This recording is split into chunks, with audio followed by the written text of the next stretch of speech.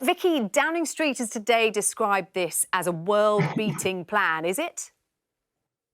Well, it's a very interesting idea to force builders to rethink the way in which they put together either houses, or when you're looking at perhaps, I think it's included too in what we heard today, restructuring a building or renovating or changing the use of a particular building, that you can actually now, or you have to be forced to add charging points too for electric vehicles. And it does make quite a lot of sense in my view. But of course, we're talking about new homes.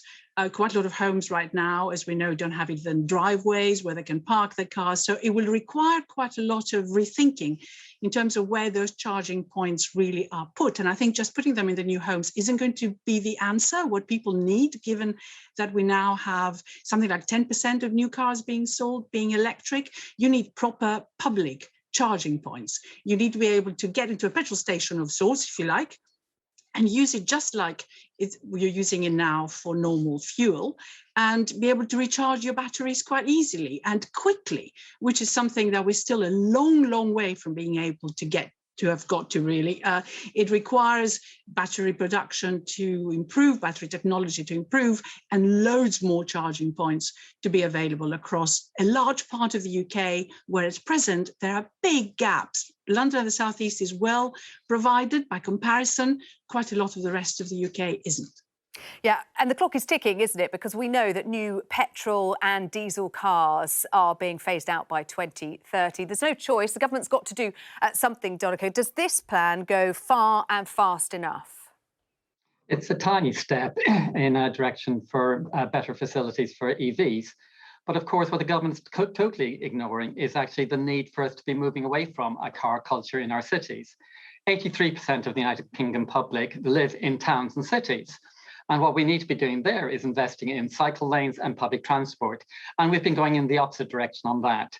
Public transport has, in real terms, had its prices increased above inflation every year for the last 10 years, whilst actually they've reduced the fossil fuel duties for cars.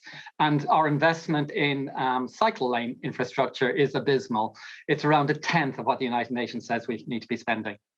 Vicky, we talked about gas boilers, we talked about home insulation.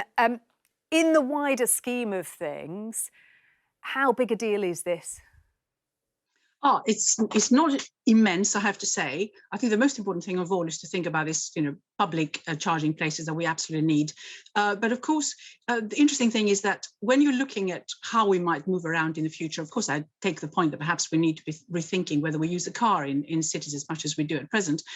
We've also got a different element in terms of how we'll power our cars. Hydrogen is being developed now as the possibility of replacing petrol as the main fuel for cars. And if that's the case, then quite a lot of those electric charging points may in fact not be needed. So the balance between the two is going to be really quite important. So what the government, I think, is doing, which I think is reasonably clever, is saying that we're not going to be investing anything ourselves. We're having a law which is going to force those charging points to appear.